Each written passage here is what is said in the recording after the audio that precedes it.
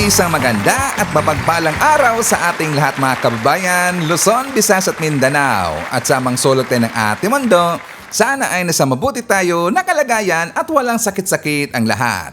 Ito po si Sir Evan mga kababayan at welcome back dito sa ating YouTube channel. Okay, so mga kababayan ko, as usual, before tayo mag-start, i-welcome muna natin ang ating mga bagong viewers, mga subscribers at mga followers dito sa ating channel. Thank you so much na nagustuhan ninyo ang ating channel. At syempre, pasalamatan natin ang ating mga viewers na nag-like, also nag-shares ng ating mga vlogs at pasalamatan din natin ang ating mga viewers na hindi nag-skip ng ating mga commercials. At syempre, pasalamatan natin ang ating mga viewers na napamember ng ating channel membership. Thank you so much! At syempre, i-shoutout natin ang ating mga pinalangga na mga legends, ang mga senior citizens. Hello po, kumusta ang lahat? And also, i-greet natin ng happy birthday ang lahat ng mga viewers na nag-birthday ngayong araw. Happy birthday!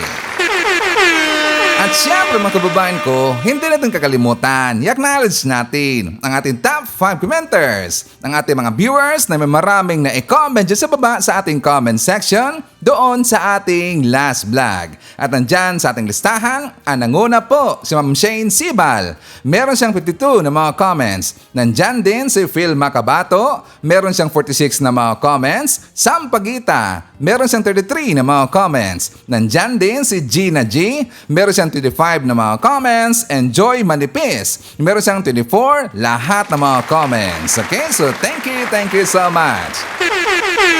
Okay, so mga kababayan ko, ito na. Dito natin i-declare kung sino yung nanalo doon sa ating pa-contest or paayuda na comments na may pinakamaraming like or heart, mga kababayan. So dito sa ating sistema ni Sir Ivan, nakita natin ang may pinakamaraming like or heart na comment ay galing kay Ma'am Jocelyn Flores. So congratulations kay Ma'am Jocelyn Flores. So ang kanyang comment mga kababayan, sabi niya, matapa lang kasi sa social media si Bato, pero sa totoo, duwag din lang. Diba? So yan ho ang kanyang comment na may maraming like. So, Ma'am Jocelyn Flores, please message me doon sa ating Facebook account para matanggap mo ang iyong premyo na 250 pesos. Again, congratulations! And also mga kababayan ko, syempre pasalamatan din natin ang nabigay sa atin ng pangkape, super thanks. At thank you so much kay Tony De Los Reyes, nagbigay sa atin ng $2. Thank you so much. Okay, so mga kababayan ko, uunahin muna natin pag-uusapan yung nangyari kahapon na kaguluhan doon sa loob ng Senado. Ano nangyari sa Ivan? Nagkagulo na naman, di ba? Nag-walk out yung minority bloc. Kasi itong si Marcoleta na gonggong, kanya kasing ipipilit yung kanyang napakawalang kwenta na proposal na Bato Amendments. Anong tawag sa Ivan? Bato Amendments. Or Bato Rose. Meron kasing gustong iipit at saka ipipilit itong si Marcoleta mga kababayan na bagong Senate Rose na daw, according sa kanya, na papayagan nila na makapag-participate pa rin sa session or makapagboto pa rin sa impeachment trial yung mga senador na wala dyan sa loob ng Senado. So alam natin kung sino yung magiging advantage dyan. Diba? Si Bato de la Rosa, kasi nga siya ay fugitive, wala na ho siya dyan sa Senado kasi nagtatago. At para din ito sa upcoming na mga senador na kalyado nila. For example, itong si Jinggoy Estrada, itong si Joel Villanueva, at saka ito ding si Marcoleta. Diba?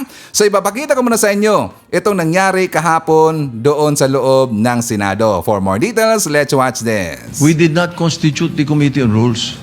So what are we discussing right now? I suggest that we constitute the Committee on Rules and discuss it there. How do I know this? Ako minority leader hindi ako member ng rules. Ex officio Tumawag ba? Hindi. Ano to?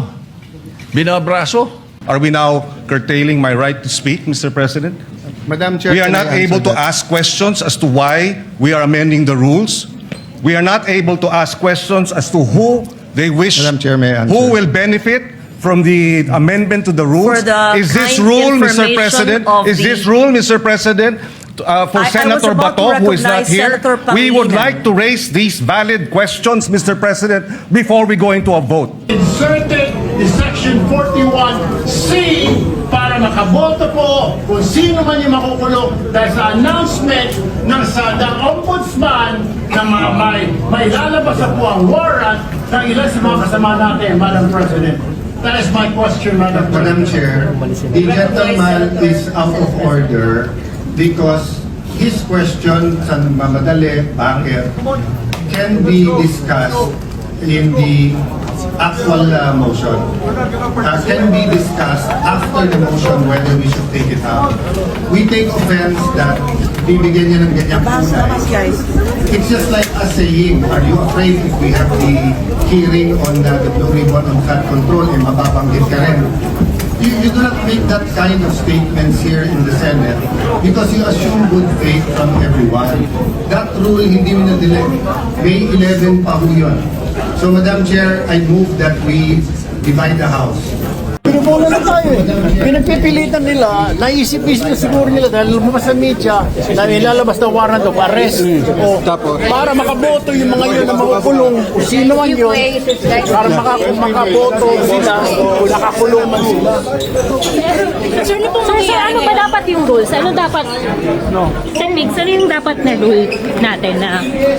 Ano dapat yung rules, sir? No, this is a travesty of Senate rules. Will not allow it. Sir, ano yung dapat na gagawin? Di ba dapat ko-constitute muna na yung Committee on Rules? Yes, wala pa committee no, wala pa nga majority leader. Yes, sir. So bilang dating majority leader, We will not be part of this. It's a travesty of our rules, of the Senate rules. Hindi kami papayag sa mga itong kalokohan. Hindi sila pwedeng magboto ngayon. Niloloko Hindi tayo. sila pwedeng magpasa ng motion ngayon, sir. sir, hindi sila pwedeng magboto. Sir, paano ba yung... Violation of the rules. Because they are disobeying our rules. O, di ba? Ganyan winalang hiya ng majority bloc ang Senado. Ito ay sa pangunguna ni Boyten K. St. Peter Cayetano, mga kababayan. Di ba? Sirang-sira na ho yung Senado dahil kay Boyten K. St. Peter Cayetano. Kaya marami hong nanawagan na dapat talagang palitan itong si Cayetano kasi nga sinisira niya ang imahe ng Senado at ngayon wala na talagang kredibilidad ang Senado. Ibuti na lang no, hindi nagpatinag yung minority. Kasi nga talagang kabastusan yun eh. Bakit yun naman i-insert yung proposition or yung proposal ni Marcoleta para lang magiging advantage sa kanilang mga kalyado? Included Marcoleta, di ba? Napansin niyo ba nung nagsalita si Senator Erwin Tulfo na nakita natin sa video itong si Jinggoy Estrada nagpanic mode na, nataranta na mga kababayan, kinakabahan na. Kaya siya 'di ba nilapitan ni Robin Hood Padilla tas ginanon-ganon. Kasi nga morning mga kababayan, merong press con ang ombudsman at ang kanyang balita doon ito tungkol ho kay Jinggoy Estrada, tungkol kay Joel Villanueva at tungkol din ito kay Marcoleta. So dito muna tayo sa balita tungkol sa dalawang nabanggit ni Sir Ivan. For more details, let's watch this. Nakatakda ng kasuhan ng Office of the Ombudsman ang ilang senador dahil sa flood control scandal. Kabilang dito sina Senators Jinggoy Estrada at Joel Villanueva na pinangalanan ng Department of Justice sa resolusyong isinumiti nila sa anti-graft body. Ayon kay Ombudsman Jesus Crispin Rimulya, ngayong Webes nila minamatang sampahan ng kasong plunder at malversations Estrada sa Sandigan Bayan. Ang pinakamalapit na, hinog na, at pipirmahan ko maya-maya yung information against Senator Jinggoy Estrada. Information to be filed with Sandigan Bayan in the soonest possible time. Dagdag ni Rimulya, posibleng ihabla rin ang ilang co-accused ni Estrada. Iba sa kanila kasi mga state witness na eh. Mga nakuha na natin na bigyan ng proteksyon ng batas sapagkat kailangan yung kanilang testimonya para magkatuloy-tuloy ang mga kasong ito. Si Villanueva naman, nakatakda ring sampahan ng kasong plunder sa Sandigan Bayan sa susunod na 2 linggo. Gusto namin, pag final namin yung kaso, yung ebidensya hawak na namin lahat. Wala kaming kakapain na. Talagang dire-diretso natin ilalahad yan. Kasi ang problema nga, historically, sa cases ng ombudsman sa Sandigan Bayan, marami inaabot ng 15 taon kasi nga nagkakaroon ng problema sa ebidensya at saka sa mga dilatory tactics. Kaya iniuna namin yung ebidensyang ilalahad namin para pag nag-file kami, ready na kami. At malamang hingin namin dito continuous trial para mailatag namin ang kaso in less than 1 year. At saka isunod na rin natin yung balita tungkol kay Marcoleta. Kasi nga 'di ba si Marcoleta, mga kababayan, meron na hong precautionary hold departure order galing ho sa korte. At saka itong si Marcoleta at saka itong si Mike Defensor, bawal na ho silang lumabas sa ating bansa. So ito ang ating balita. Naglabas na ng precautionary hold departure order ang Sandigan Bayan laban kina Senador Rodante Marcoleta, former Congressman Mike Defensor at 2 negosyante. Bawal muna silang lumabas ng bansa dahil sa kasong plunder. Humarap sa Sandigan Bayan 7th Division ngayong araw ang panel of investigators mula sa Office of the Ombudsman para sa ex parte hearing ng isinampang request para sa Precautionary Hold Departure Order o PHDO. Laban kina Senator Rodante Marcoleta, dating Quezon City Congressman Mike Defensor at mga negosyanteng sina Aristotel Veray at Joseph Espiritu. Pasado 10:10 ng umaga, nagpulong ang Sandigan Bayan 7th Division na pinangungunahan ni Chairperson Lorifel Lacap Pahimna. Ayon kay Maria Melinda Mananghaya Henson, Field Investigation Bureau Director ng Office of the Deputy Ombudsman for Luzon, flight risk at maaaring takasan ni Marcoleta ang mga pananagutang maaari nitong harapin. Ngayong pinaiimbestigahan na siya sa mga reklamong plunder, indirect bribery at paglabag sa Presidential Decree 46 o ang pagtanggap ng regalo bilang public officials. Ito anya ang naging pangunahing dahilan para hilingin sa Sandigan Bayan na patawan ng PHDO si Marcoleta na may kakayahang pampinansyal din anyang lumabas ng bansa. Iniimbestigahan ngayon ng Ombudsman si Marcoleta dahil sa umano'y pagtanggap nito ng 75 million pesos bilang campaign donation mula sa kanyang correspondence noong 2025 kung saan siya ay naupo pang congressman. Pagdidiin ng Ombudsman, lagpas sa 50 million peso threshold ng plunder ang halagang natanggap ni Marcoleta. Sa isang privilege speech naman kahapon sa Senado, sinabi ni Marcoleta na nais lamang siyang patahimikin sa pagsasalita tungkol sa flood control scandal at maging sa impeachment trial ni Vice President Sara Duterte na kanyang kaalyado. Si Ombudsman Jesus Crispin Rimulya naman, kumbinsidong may sapat na basihan ang investigasyon laban kay Marcoleta. Lahat ng ebidensya dito galing ni sa kanya, sa sinasabi niya sa COMELEC, sa mga kanyang pag-amin. Hindi naman ito invento Pati kayo, alam nyo yan, yung mga footages niyan, napanood nyo lahat yan sa Net25 at sa iba't iba pa mga istasyon, kung saan sinasabi niya nga na ginastos niya pa nga yung pera Ginastos niya. Di ba? Inangkin niya, ginastos niya, at tila walang pag-aalinlangan sa kanyang gawain. Inatasan na rin ng Ombudsman si Marcoleta at iba pang respondents na magsumite ng kanilang counter affidavit bilang bahagi ng kanilang investigasyon. Nako po, iiyak ang mga DDS dito. Mag-iingay na naman ang mga DDS dito. Kasi nga yan yan ang balita na kung saan kakasuhan na si Jingay, kakasuhan itong si Joel Villanueva, pati din itong si Marcoleta, at saka itong si Marcoleta at saka si Mike Defensor, kumpirmado, kansilado na ang kanilang trip. Bakit si Ivan? Kasi meron silang plano. According sa ating spy, according sa ating asset na nandun sa loob ng mga DDS circle, may plano palang pupunta ang maisog, yung grupo nila ni Mike Defensor, included Marcoleta, doon daw sa Tokyo, Japan. Yes, ang plano nila, pupunta sila ng Japan para mag-rally doon.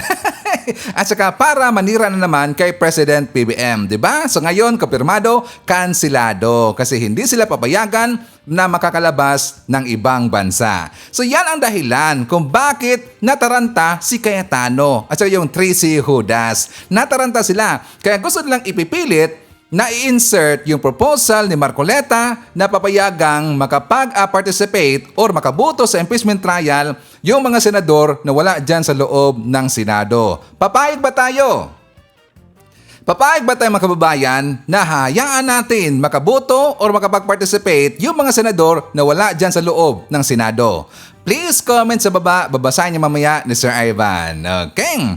So speaking of Japan, Di ba nandun si President BBM ngayon at saka si Felisa at ang mga delegates doon sa Japan. Kasi nga meron siyang meetings mga kababayan, series of meetings at saka kanina nakita din natin na binisita ni President BBM yung Filipino community doon. Ang daming tao mga kababayan.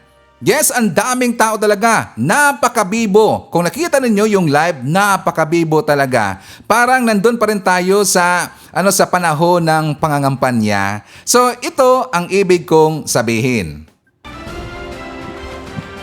Mga kababayan, ikinararangal kong ipakilala sa inyo ang Pangulo ng Republika ng Pilipinas, Ferdinand R. Marcos Jr.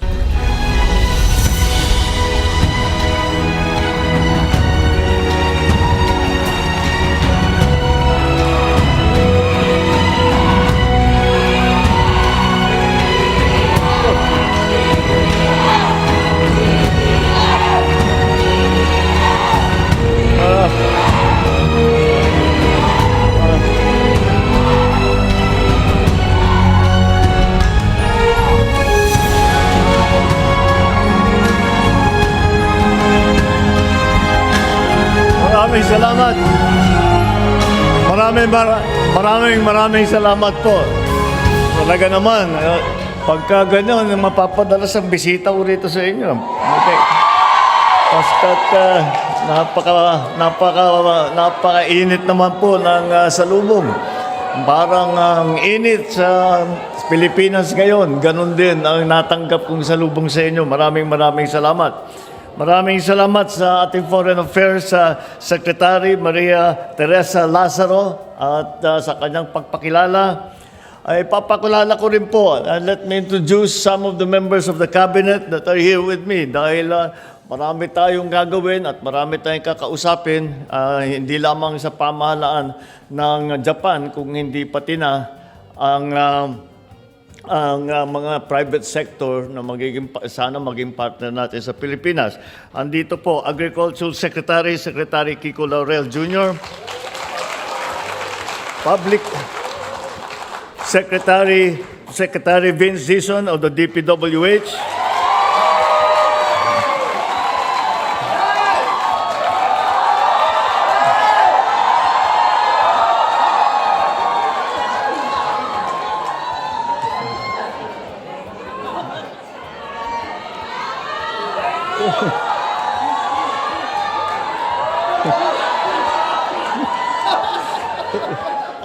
ano yan? Kumanta ka kanina?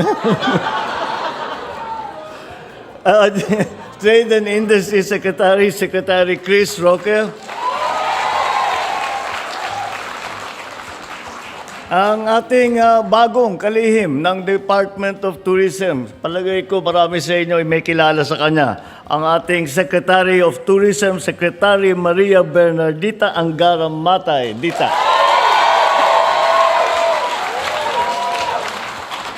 Ang susunod kong ipapakilala, ito na po ang pinaka-overwork na Cabinet Secretary sa nakaraang ilang buwan. Hindi na po natutulog at walang ginawa kung hindi ayusin ang sitwasyon sa Pilipinas tungkol sa enerhiya. Ating Energy Secretary, Secretary Sharon Garin. Andito rin ang Secretary ng DOTR, Department of Transportation Secretary Giovanni Lopez.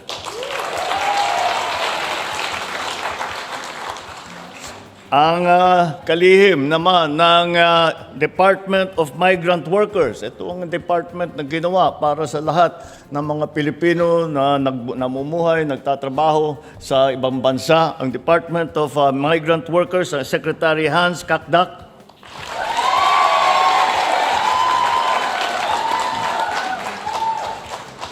At ang susunod naman ay ang isang cabinet secretary na siyang namumuno ng ating economic planning. Ito po ang Department of Development. Our Economic Planning and Development Secretary, Secretary Arce Balisacan.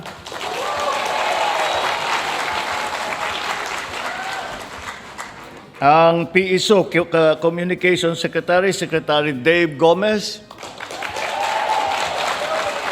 Our National Security Advisor, where is Ed Oban Jr.,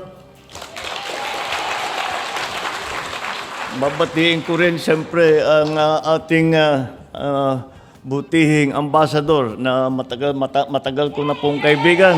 Ambassador.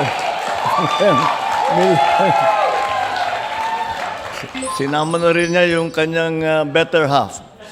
Nandito rin si Isabela Governor Rod Albano. Nakijangkit.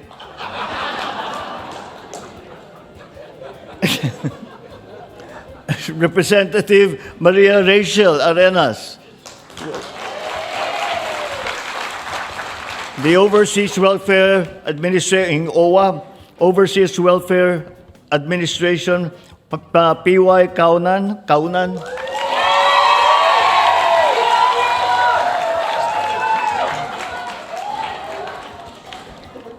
Aba, siguro talagang ginagawa nila yung trabaho nilang mabuti at malakas ang palakpak nila.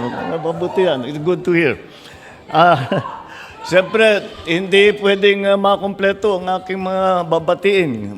Babatiin po natin ang ating First Lady. First Lady, Lisa.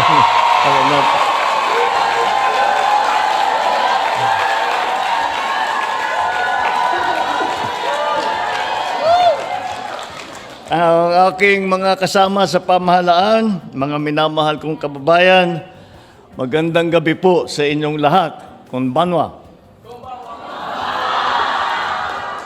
Muli po, ako ay naririto ang inyong habang lingkod sa bawat pagkakataong ibinibigay sa akin na makaharap ang ating mga kababayan sa ibayong dagat.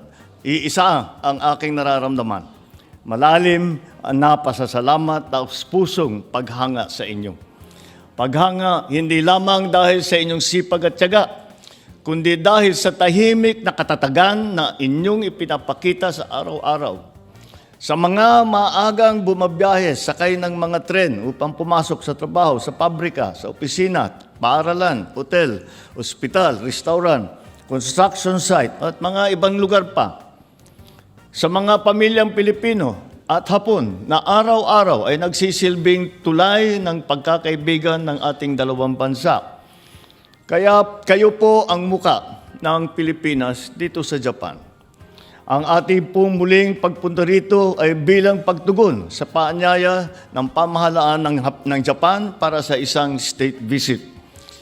Pinaunlangkan po natin ang kanilang paanyaya dahil ito po ay nagbibigay sa atin ng pagkakataon na mas patibayin pa ang ugnayan ng ating dalawang bansa sa iba't ibang larangan, lalo na sa pagsulong ng kapakanan at proteksyon ng ating mga manggagawang Pilipino dito sa Japan, gayon din sa komersyo at sa kalakalan, tanggulang pambansa at pangrehiyon at marami pang iba. Napapanahon din ang ating pagbisita dito dahil ngayong taon ay ipinagdiriwang natin ang ika-70 anibersaryo ng normalisasyon ng diplomatikong ugnayan ng Pilipinas at Japan. Angkop sa makasaysayang kaganapang ito ang temang Weaving the Future Together, Peace, Prosperity, Possibilities. Sapagkat ito ay sumasailalim at sumasalamin sa ating mga hangarin at nagkakaisang layunin para sa kinabukasan ng ating dalawang bansa. Nitong mga nakaraang buwan, nabatid natin ang agaran at matindi na epekto sa Pilipinas ng krisis sa ibang panig ng daigdig. Ilang linggo lamang mula nang sumiklab ang gulo sa gitnang silangan, naramdaman natin ang pagsipa ng presyo ng mga bilihin, dulot ng pagtaas ng presyo ng langis. Kaagad naman tumugon ang inyong pamahalaan at pinairal ang State of National Energy Emergency. Ipinatupad natin ang Unified Package for Livelihood, Industry, Food and Transport o tawag ay UPLIFT program kung saan nagsanib-puwersa ang buong pamahalaan. Mapigilan ang pag-hoarding ng langis para ma-optimize ang ating mga fuel at kaagad na pagkakaabot ng tulong para sa mga nawalan ng hanapbuhay sa lahat ng industriya, sa transportasyon, sa kasiguruhan ng pagkain. Pinatunayan din ng krisis na hindi maibubukod ang Pilipinas sa epekto ng pagkakaantala ng supply ng langis. At walang bansang kayang lutasin ang krisis ng enerhiya ngayon na nag-iisa. Bagamat pareho nating pinagdadaanan ng hamon na dala ng kakulangan ng supply ng enerhiya, hindi napatid ang pagtutulungan ng ating dalawang bansa upang maibsan ang hirap na naramdaman ng taong bayan. Marami po tayong nakatakdang mga gagawin sa mga susunod na araw dito sa Japan. Ngunit, sa kabila ng dami at bigat ng mga gawain ito, tiniyak ko pong makipagkita sa inyo, ang aking mga minamahal na kababayan.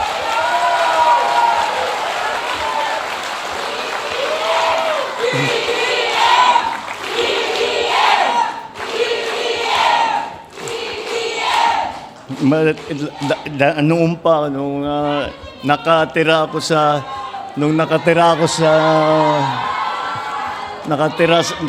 ako sa abroad, siyempre paminsan-minsan magpupulong ganito mga Pilipino, yung Philippine community.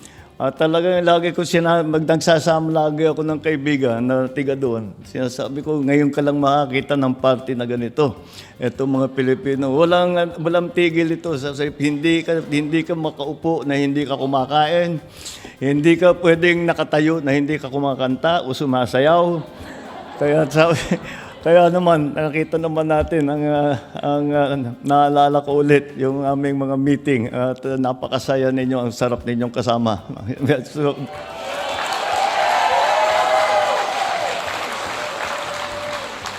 bago pa man kami makikipagpulong sa mga pinuno ng Japan, minarapat naming unahin ang pagkikipagkita sa inyo. Sapagkat kayo ang dahilan kung bakit mahalaga ang relasyon ng Pilipinas at Japan. Kayo ang nagbibigay buhay sa ugnayang ito sa gitna nga ng Pilipinas at ng Japan.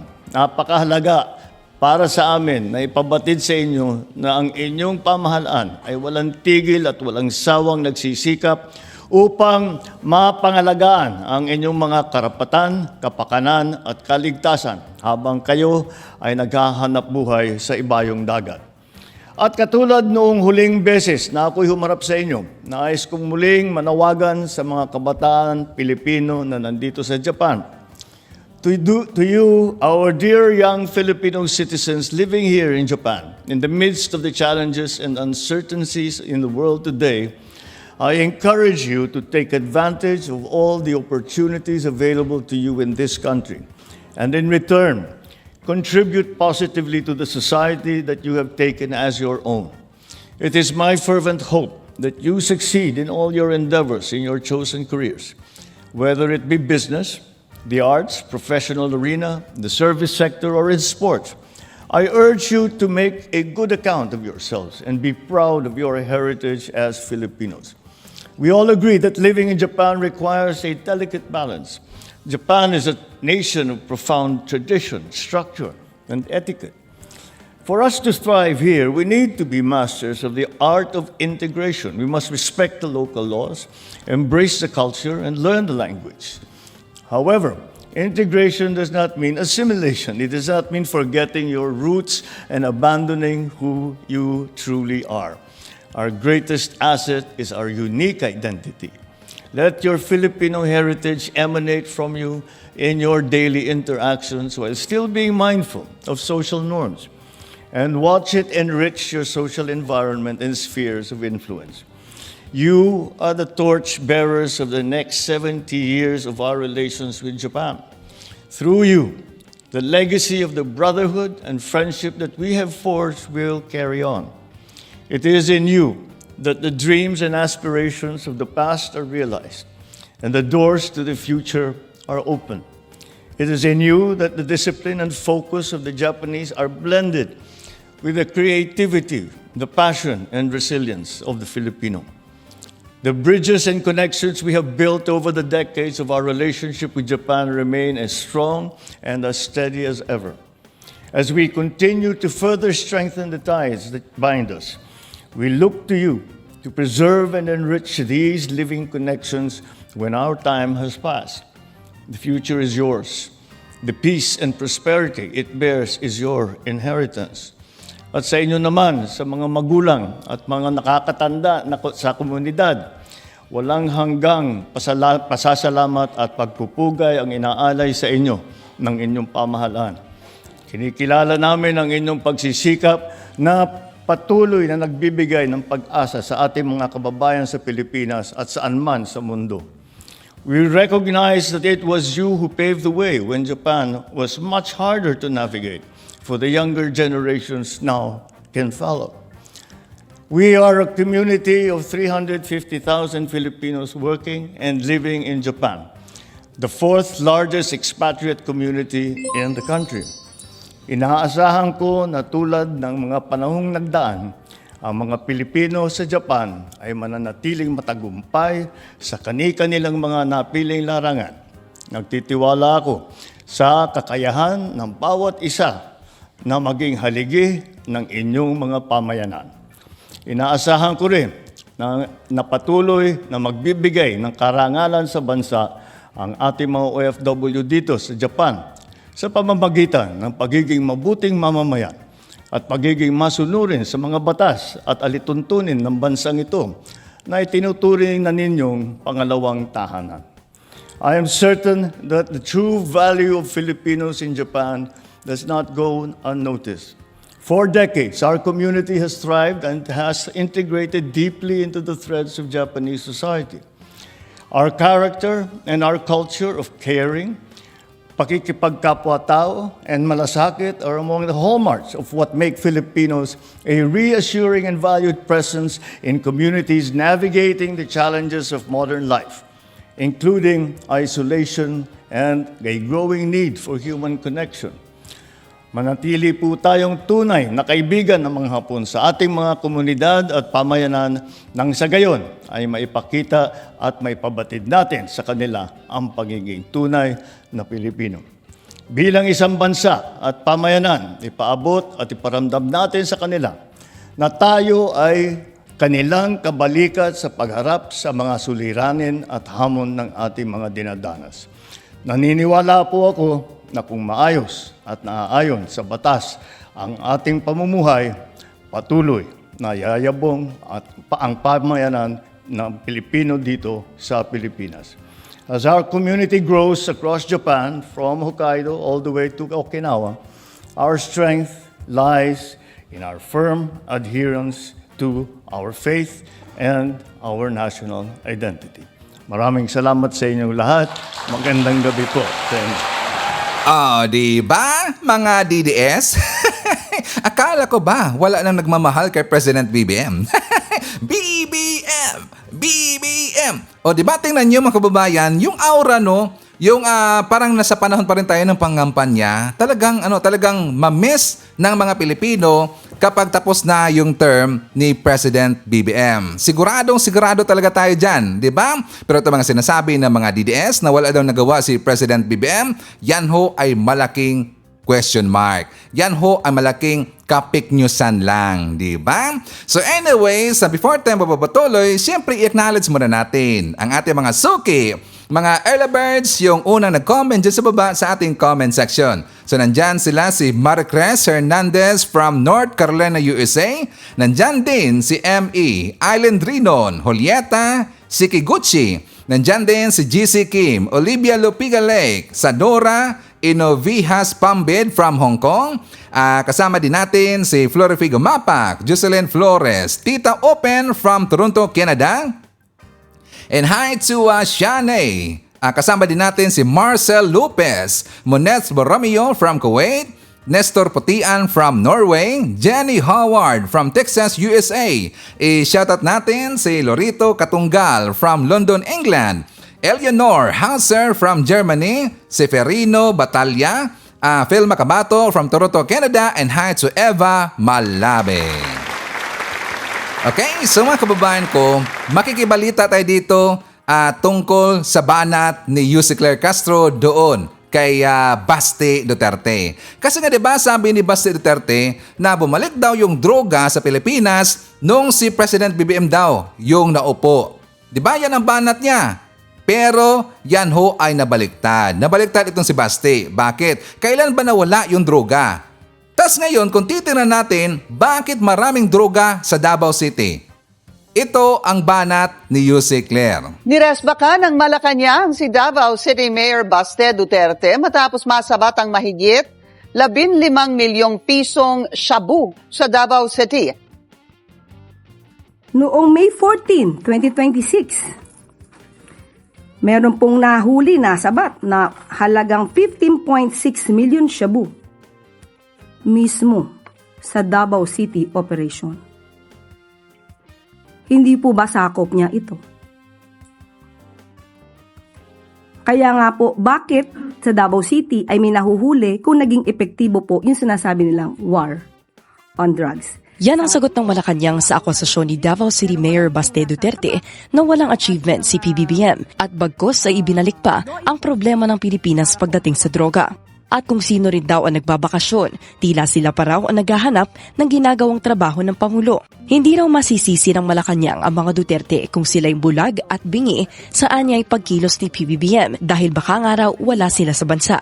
Pinabulaanan din ng palasyo ang pahayag ni Duterte na may undeclared martial law daw sa Marcos Jr. administration dahil patuloy na sinusupil umano ang mga kritiko ng gobyerno. Ayon sa Malacanang, mas ramdam sa panahon ni former President Rodrigo Duterte ang umano'y pagkitil sa freedom of the press and of expression. Sinagot din ng Budget Department si Mayor Baste at sinabing taliwas sa national reports ang aligasyon nitong walang budget na pumapatak sa Davao City in the last 4 years. Paliwanag ng DBM, as of May 17, 2026, nasa halos 7.9 billion pesos na ang inilagak sa Davao City from fiscal year 2023 to 2026. Mayroon din daw 146.21 million pesos ang Davao bilang parte nito sa Local Government Support Fund ng gobyerno. Pagdating naman sa impeachment trial ni Vice President Sara Duterte, ayaw pa rin makialam ng palasyo. Pero sana raw hindi mapakawalan ang dapat mapanagot. Winasak ni Yuse Claire Castro mga kababayan itong si Baste Duterte. O ngayon naging Barbie. Diba? Puro kasi banat. Ang bunganga lang kasi ang malakas dito kay Barbie Duterte. Hindi naman talaga nawala, diba, yung droga? Sa panahon ni Digong, hindi nawala yung droga. Nandyan pa rin yan. Naging tago lang. So ngayon sa panahon ni President BBM, kasi sila ngayon ay medyo merong space mga kababayan, pag-aakala nila, hindi sila siseryosohin ng Marcos administration. So lumabas sila. Ito na sila ay nabuking. Nandyan na nakita yung maraming sangkaterbang droga dyan sa Davao City. Tapos wala daw achievements. Wala bang achievements si President BBM? Alam nyo, napaka-buta talaga eh. Talagang bulag, no? Ito mga DDS. Ito kasi mga DDS trolls nila mga kababayan, yan ang kanilang trabaho. Diba? Nasisiraan ang Marcos administration, sisiraan si President BBM, trabaho nila yan eh. Dyan kasi sila kinukontrata. Tapos tayo ay laging binabaliktad na dahil daw sinuportaan natin ang administration ni President BBM, tayo daw yung bayaran. Bayaran ba si Sir Ivan? Bayaran tayo ng YT at saka ng FB. At saka bayaran tayo ng ating mga viewer. Kasi nabibigay ng pangkape, nabibigay ng meron Gcash, nabibigay ng or nagpa-member sa ating channel. So kaya bayaran si Sir Ivan, pero hindi bayaran si Sir Ivan ng ating gobyerno. Matino si Sir Ivan, pero ang mga DDS, noted na mga bayaran ng mga Duterte. Diba? Iyakan. And also, ipapakita ko rin sa inyo itong balita tungkol kay Bato de la Rosa. Kasi nga diba, dineclare na ng ating law enforcement na itong si Bato de la Rosa ay armed and dangerous. Bakit? Kasi nga marami ho siya mga baril. Isipin nyo ho, 118 lahat na mga baril ang nakarehistro under sa name ni Bato de la Rosa. Ang dami, no? Parang meron siyang army, mga kababayan. 118 lahat ng kanyang baril, parang may army talaga eh. So ito ay pinakakansila na ng ating gobyerno. For more details, let's watch this. Pinakikilos ng DOJ ang PNP para kansilahin na ang firearm licenses ng on the run na si Senador Bato de la Rosa. May personal na hiling din si Acting Secretary Frederick Vida sa kanya. Bilang dating PNP chief at isang kasalukuyang senador, dapat na raw sumuko sa Senator Bato dahil alam niya ang tungkulin ng mga otoridad na dati rin niyang sinumpaan. Sa akin po ay pakiusap bilang kapwa Pilipino kay Senator Bato de la Rosa, diba? heed the call of the rule of law. Alam niya na pag may arrest warrant, dapat sineserve at dapat sumusunod. Inaasahan din ng Justice Department na agaran ng ipapawalang bisa ng PNP ang firearms license ng senador na tinuturingan nilang pugante. I expect that the PNP should have done that yesterday, and I'll give a call to the PNP. Having a license to gun ownership is not a right but a privilege. Nasa 180 na baril umano ang pag-aari o nakarehistro sa pangalan ni Senator Bato ayon sa NBI. Tiniyak naman ni Vida na nasa Pilipinas pa ang senador. Bantay sarado rin daw maging ang backdoor exits ng bansa na kalimitang nagagamit ng ilang pugante para tumakas. Dagdag ng DOJ, may formal na itong request kay Attorney Jimmy Bondoc, ang isa sa mga abogado ni De La Rosa, para ihayag ang mga nalalaman nito tungkol sa kasalukuyang lokasyon ng senador. This is an opportunity for Attorney Bondoc to cooperate with legal processes and assist law enforcement authorities in the proper service of the ICC warrant. My position is the client lawyer privilege doesn't excuse him being an officer of the court, doesn't excuse him from cooperating, or doesn't excuse him from committing crimes. Sa isang pahayag, sinabi ni Bondoc na maging siya o si Attorney Israelito Torreon walang alam sa lokasyon ni Senator Bato. Nanindigan din siya na walang ebidensya para masabing armed o dangerous ang senador. Ipinapasabpi na rin ng Justice Department ang Office of the Senate Secretary, Commission on Audit at PNP para sa inventory at ilang impormasyon tungkol sa mga barel na nakaregister at pag-aari ng Senado. Parte raw ito ng investigasyon ng Special Panel of Prosecutors ng DOJ sa nangyaring putukan sa loob mismo ng Senado. Nang tanongin naman kung bakit hindi ipinasabpi na sa Senator Robin Padilla. Ang dami niya na hong inamin na ginawa niya. Our panel of prosecutors will study everything. We'll study everything that based on these admissions. Hindi naman po lagi kailangan tatanungin pa. Dahil may mga bagay factual na eh. Pero kung nais daw magbigay ng formal na paliwanag ni Padilla, bukas ang ahensya sa kanya. Dapat nga maging role model itong si Bato de la Rosa, mga kababayan. Kasi nga diba siya ay dating PNP chief. At saka para sa mga future na mga gonggong na law enforcement at merong warrant of arrest, dapat maging role model itong si Bato de la Rosa. Dapat siya ay mag-submit. Dapat siya ay mag-surrender. Ipakita niya sa kanyang kapwa mga law enforcement na ganyan dapat ang gagawin kapag meron na kayong warrant of arrest. Diba? Pero ang ginawa ni Bato de la Rosa, siya ang nagtatago. He is bending the law. Akala ko ba, sabi ng mga DDS, na yung mga pro-admin daw ay mahilig mag-bend the law. Pero ito pala, yung mga DDS ang mahilig mag-bend the law, mga kababayan. Diba? So hindi makakalusot itong si Bato de la Rosa. Duwag pala eh. Diba sabi ho ni Trillanes, duwag na duwag itong si Bato de la Rosa. So speaking of Trillanes, ipapakita ko sa inyo ang kanyang interview, mga kababayan, kasi nga diba siya ay kinasuhan ni Manasseh Carpio ng perjury. So ito ang paliwanag ni Trillanes. For more details, let's watch this. Good evening po sa inyo, Miss Chiki, kasamang Ed at kasamang Joby. Ay po. Sir, ano muna? Reaction muna dun sa sa sinampang perjury case ni Mans Carpio. Alam niyo po, hindi ko nga maalala kung na-mention ko si Mans Carpio dun sa testimony ko noong April 22. Pero ito po yung nakakapagtaka rito. Kasi yung magkakapatid na Duterte, kasama si Hanilet, sila yung inakusahan ko na tumanggap ng pera mula sa drug lord na si Sammy Uy. Pero hindi sila yung nagrereklamo. Di ba? Ngayon ito siya, si Mans Carpio, hindi ko nga maalala if I ever mentioned him at all. But sigurado ko wala yan. It's just another harassment case. At haharapin po yan pag nakuha na. Baka sir by proxy yung Yun na nga po, di ba? Bakit hindi yung asawa mo yung nag-file niyan? Di ba? Kung hindi totoo yung sinabi ko, dapat si Sarah mismo nagsabi na hindi totoo. Kasi siya yung sinabihan ko, tumanggap siya ng 22 million pesos mula sa isang drug lord. Ito, check it po yun. Ito po yung si Sammy Uy. Yes. Opo. Ano po, dadako ko sa iba. Yes. Maraming gustong itanong. Sige, go, Bok. Sir, napag-usapan na namin si Bato kanina i-segue ko namin sa inyo. Kasi ang sabi ng abogado ni Bato, hindi naman daw totoong armed and dangerous si Senator Bato.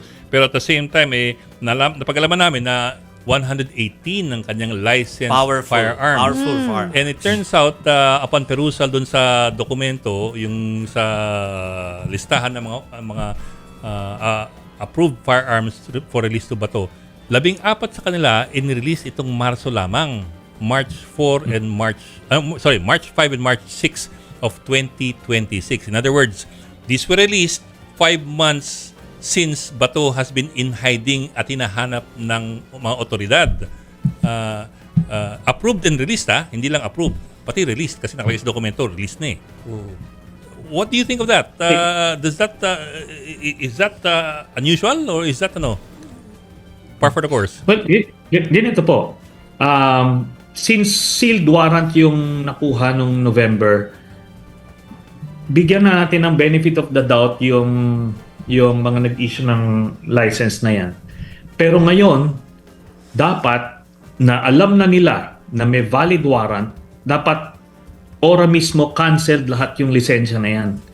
At dapat kino-confiscate na ulit nung PNP isa-isa yung mga 118 firearms na yan. Meron silang authority to go to the different houses nito ni Bato para i-retrieve yung 118 firearms na yan. Kasi loose firearms na yan basically. Ganun ba sir? Is it considered loose firearms na? And how does that work? Pagka kinancel mo na kasi yung license dahil pugante na siya 'Di ba? Pwede niyang gamitin yan laban sa mga otoridad. So kailangan cancelahin yan.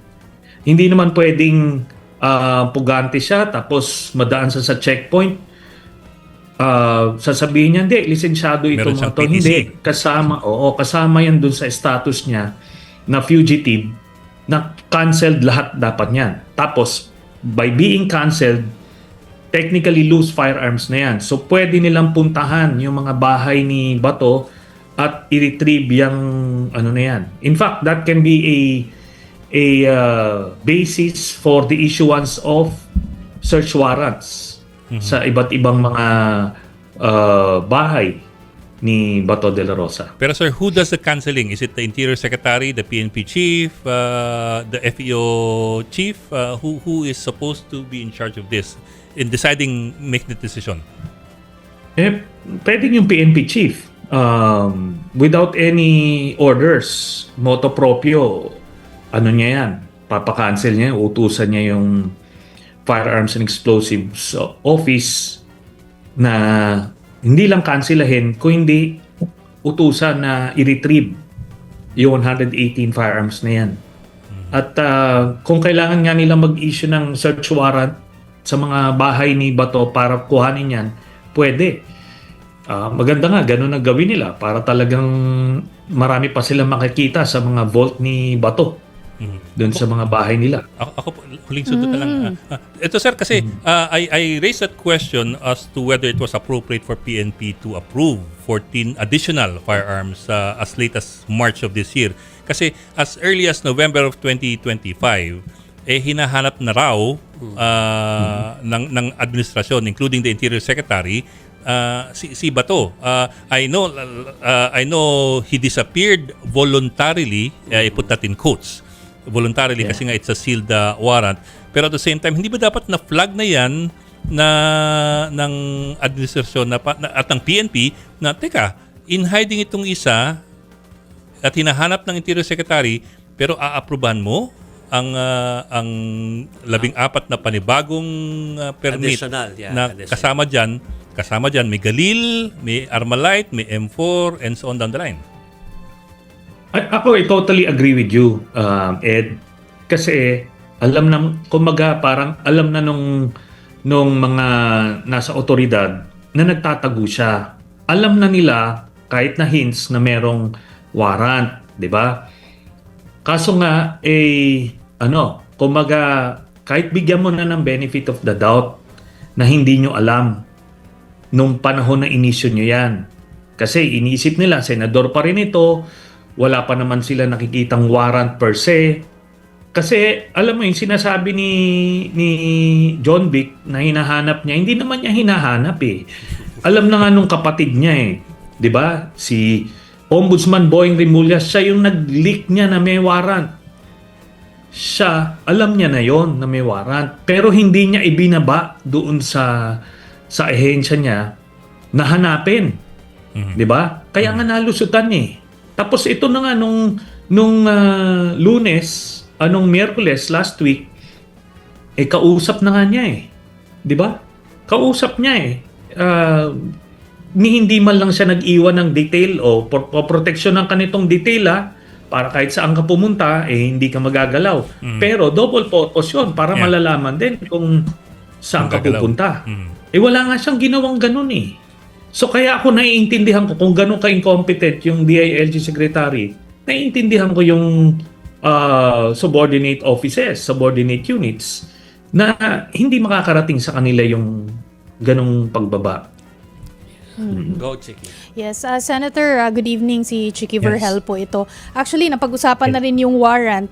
Maraming nagtanong last, what was that, May 13 ba yun? Yung nangyari yung, yung shooting po sa Senado. Maraming nagtanong, bakit si Trillanes, wala naman siyang authority by any law na may hawak ng warrant. Bakit siya yung may hawak ng warrant? So, bakit po nasa inyo yung warrant? Nung Senator May Bato. 11 po yun. That was okay. May 11. Okay. Ganito po. I was there because meron kaming solid intel na Bato will appear on that Monday. Ngayon, alam ko rin, may solid information ako na may warrant, may sealed warrant si Bato. Okay? Ngayon, nandoon yung NBI.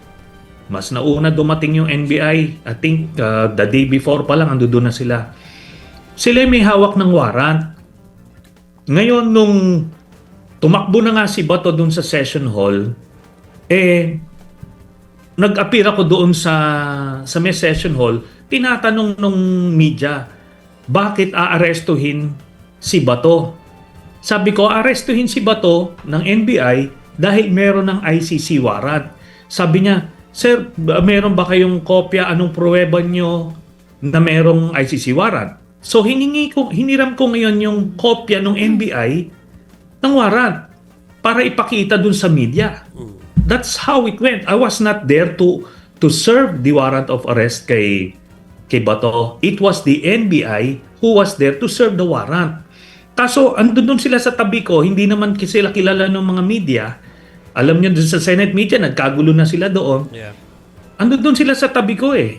Kaso naka-plain clothes sila. Okay?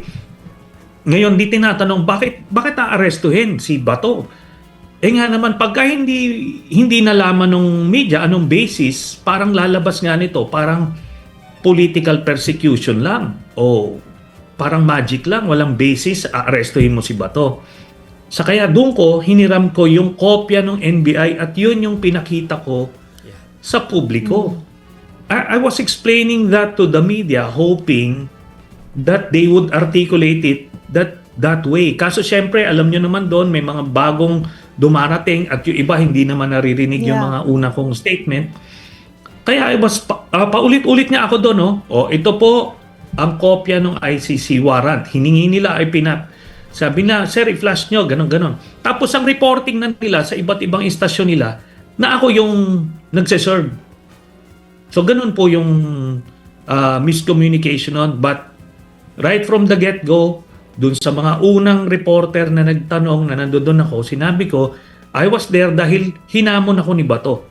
Yes. Mabuti Tapos, mabuti nilinaw niyo po 'yan ulit dahil hanggang ngayon marami pong nagtatanong about that, no? Pero Senator, meron pa bang ibang mga warrant na? Kasi sabi niyo po, susunod na si Bongo, hindi po ba? Sinabi niyo last time dun sa listahan. So, it's Digong, tapos si Senator Bato, which is nangyari na nga, may warrant. Oo. Tapos next is Senator Bongo. So, meron ka bang additional information about this or updated info? Ang sinasabi ko nga po, kasi may lumabas na ulat na meron na raw warrant si Bongo. Wala pa pong warrant sa aking pagkakaalam. Ito po ay kung darating man yan, mga ilang buwan pa. Okay? ilang buwan pa po ang siguro antayin natin bago lumabas yon. Yun po masasabi ko. Okay. Last na lang, Senator Trillanes, kasi ubus na tayo oras. Pero dahil dati naman kayong senador at nagsilbi na kayo bilang senador at matagal-tagal din kayo doon nagtrabaho sa Pasay, doon sa building na yun.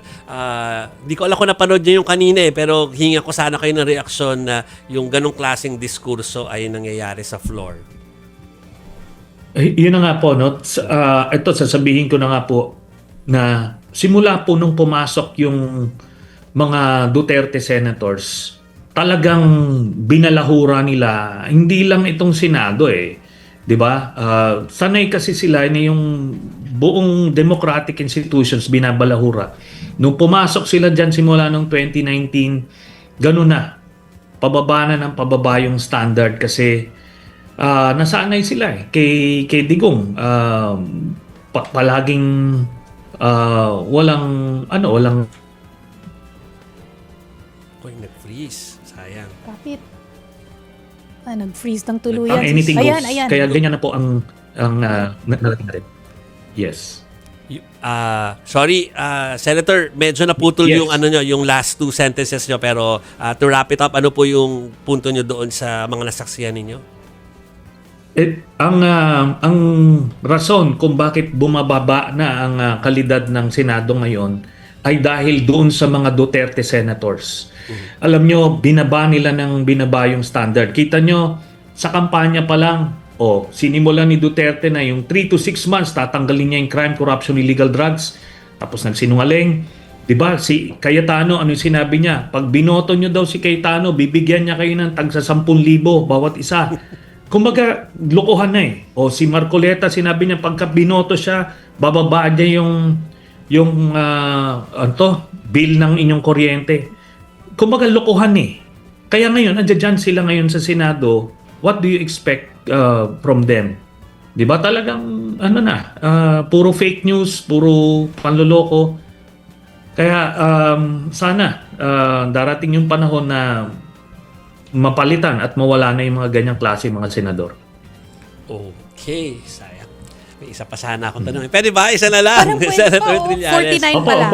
Yung bagong composition ng Blue Ribbon Committee, in-announce na kanina alam natin nakahang yung investigasyon pagdating doon sa flood control. Yung composition na yon, yung reaction nyo lang po doon.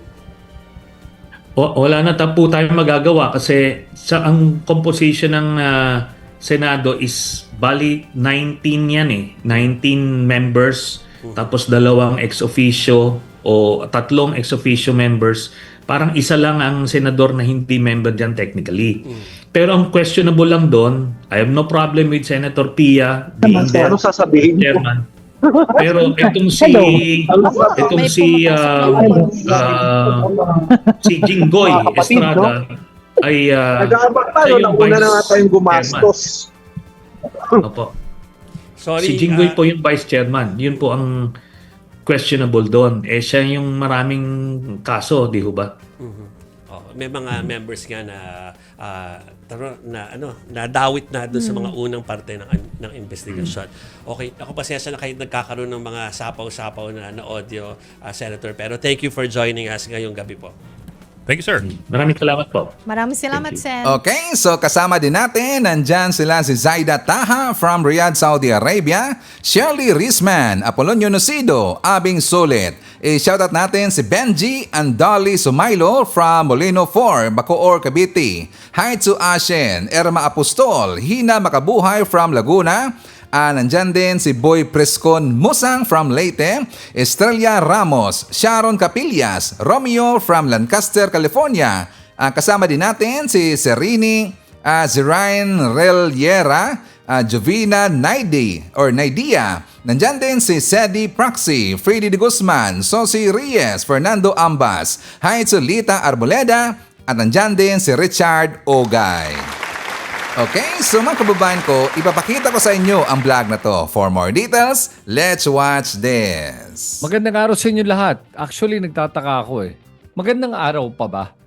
Kasi kung napanood niyo yung mga nangyayari sa Senado ngayon, hindi na maganda yung araw natin eh. As a matter of fact, nakakalungkot na nga yung araw natin ngayon. Ako po si Kristan at ngayong araw na to pag-uusapan natin kung anong nangyari sa Senado kahapon at ngayong araw na to, nung Monday, May 25 at ngayong araw na to, May 26.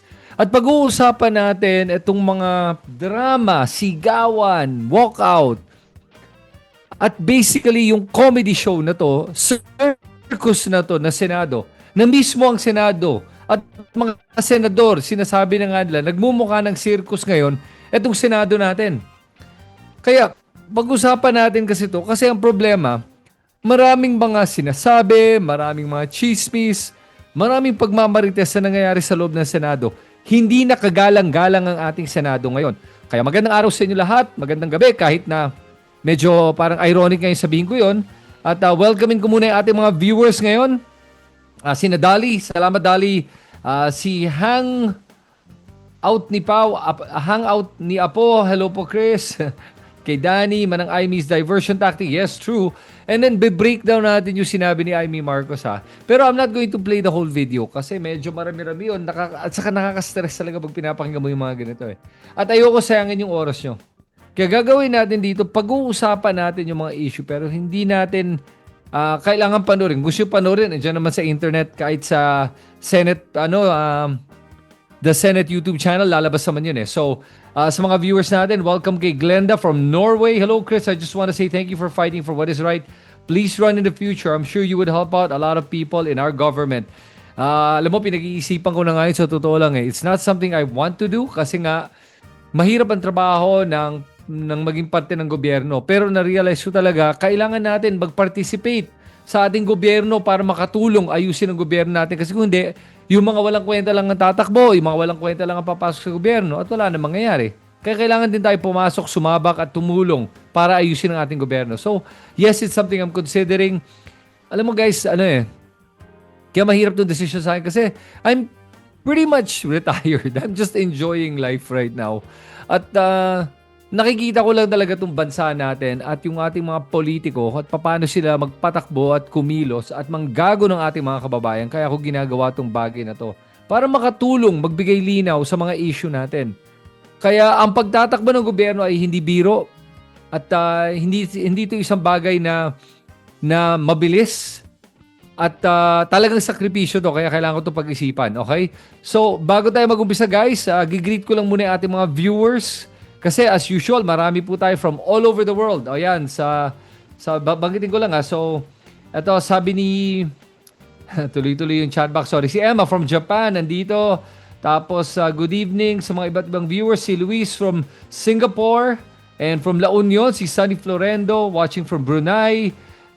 Si Medellin, si B. Torde from Canada. Yan. And then, watching from Italy. Cañete, Italy daw. Yun, no? Sira na po talaga ang constitution natin. Very sad. God bless po. Alam mo, hindi yung constitution yung sira eh. Yun ang gusto nilang sirain eh. So, kaya, tignan natin ha. Sana maayos natin ito. Yan, yung 13 Hudas, too obvious to protecting Inday Sayad. Oh, good evening, Philippines. Kristan, hello everyone watching from Toronto, Ontario, Canada. Sa mga may hindi alam, dun po ako tumira ng kabataan ko, Jerome. Kaya, welcome sa ating mga Canadians. Watching from UAE, Cañete family. Yan. Tapos, try running for, saan ba yun? Sorry guys, nagpa-flood yung kaya di ko from Sorsogon. Tapos, yun, si Moy Moy from Canada din. From Mississauga, Canada, si Ferrer. Tapos from Florida, si Lucky21. And then, the Senate is becoming a circus. Absolutely. So, we don't trust Cayetana groups. Shame on you, 30 Senators. Go fly a kite. At first, Chris, hindi ako masyado nakikinig sa'yo kasi makadigong po ako noon. Pero ngayon, believe na ako sa'yo. Diyos, salamat sa pagbigay mo ng komento ngayon, pagmensahe mo. Alam po nyo, yan po yung isa sa pinakamahirap tanggapin pag nagkamali kayo sa mga sa inyong pananaw at tanggapin yung yung may natutunan kang bago at tanggapin yun at aminin yun. Aminin yun in public, yun ang pinakamahirap. Aminin mo nga sa sarili mo, mahirap na Pero to admit it publicly, that takes a lot of courage. Kaya salamat Joe sa pagbanggit mo nun. Nakakataba ng puso yon at nakikita ko po yung tapang nyo sa paggawa nun at yung pagiging makumbaba nyo na tanggapin yon. So I appreciate that Joe, sobra. And alam mo, sinasabi ko nga na isang tao na kayang tanggapin yung kanyang pagkakamali ay isang tao na matalino. Kasi ang matalinong tao ay makakarinig ng impormasyon. Pag may bagong impormasyon, kaya niyang baguhin yung kanyang pag-iisip base sa impormasyon na nakuha niya. Kumbaga, hindi sarado yung isip niya. Yun ang maganda doon. So, watching from Hong Kong, si Belinda at try running for party list, sabi ni Lemdroid. Pa-shoutout daw, Mitch. Hello, Mitch. From Nueva Ecija, si Leonardo. And Arwin from Rizal, Antipolo, from Portugal. Dadalaw ata ako ng Portugal very soon. So, Arnie, I hope those cases will be filed and arrested. Yan. Pag-uusapan natin yan, guys. Marami tayong ngayon, tatakal na issue. Alam mo, sa sobrang dami ng issue na itatakal natin, kaya hindi na ako gumagawa ng mga recorded videos. Ginagawa ko na lang live dahil kailangan na itong pag-usapan. At wala akong time mag-shoot, mag-edit para mapag-usapan to. I feel like pag-usapan na natin kasi importante to kasi sobrang kailangan natin mabigyan ng insight yung mga nababalitaan natin. Sobrang kailangan mapag-usapan natin to para makita natin kung ano ba yung nangyayari dito, ano ba yung totoong nangyari at makita natin kung may kalokohan ba o wala. Yun eh. So, watching from Tokyo and watching from Dubai. Sabi dito, sinira po ang konstitusyon ng dating administrasyon. Nakakalungkot po. Wala nang pupuntahan ng Senate. Better to abolish from Dubai, UAE. Yes, the Senate is broken. Malbi, I agree. Sabi dito, watching from Melbourne, si Erwin. Thank you. I will keep up the good job, guys. Okay, so tonight, gagawa tayo ulit ng super chats. Ibig sabihin nun, may pagkakataon ko kayo bigay ng inyong suporta kung gusto nyo. At ang magagawa ko lang ay magpapasalamat sa inyo at magbibigay ng tuloy-tuloy na informasyon. Yun lang magagawa ko, guys. Kasi hindi naman ako marunong sumayaw, hindi din ako masyado magaling kumanta. Kaya yun lang mabibigay ko sa inyo. Magbibigay ng mga tamang informasyon. Ilalagay ko yung timer at 45 minutes and hopefully makatulong kayo para sa ating advokasya para gawin pa itong mga ganitong klaseng pagtatalakay. Good evening from Canada, si Charo Ilagan. Nag-walkout minority, sir? Yes, pag-uusapan natin yung walkout ng minority ngayon. Pag-uusapan natin kung ano ba yung issue, kung ba't sila nag-walkout. At pag-uusapan natin yung nangyari kahapon. Okay? So, inaano ko lang muna, dinadaan ko lang tong mga viewers natin bago tayo mag-start. Pero mag-start na tayo anytime soon. Ang Senate ngayon, nagiging circus na talaga kaya parang hirap umuwi sa Pilipinas ngayon. Well, sa Pilipinas naman, alam mo, maganda pa ang Pilipinas at maganda ang ating bansa at natutuwa ako sa ating bansa. Ayoko lang talaga yung ating yung mga politika natin at ayoko lang yung ating mga senador. Yung mga kongresista natin, mas marerespeto ko pa, pero yung mga senador natin, hindi ko na marerespeto actually. Hirap. The majority earlier, kanina gusto ng nagpa-video voting. Yes, pag-uusapan natin yung video voting na yan.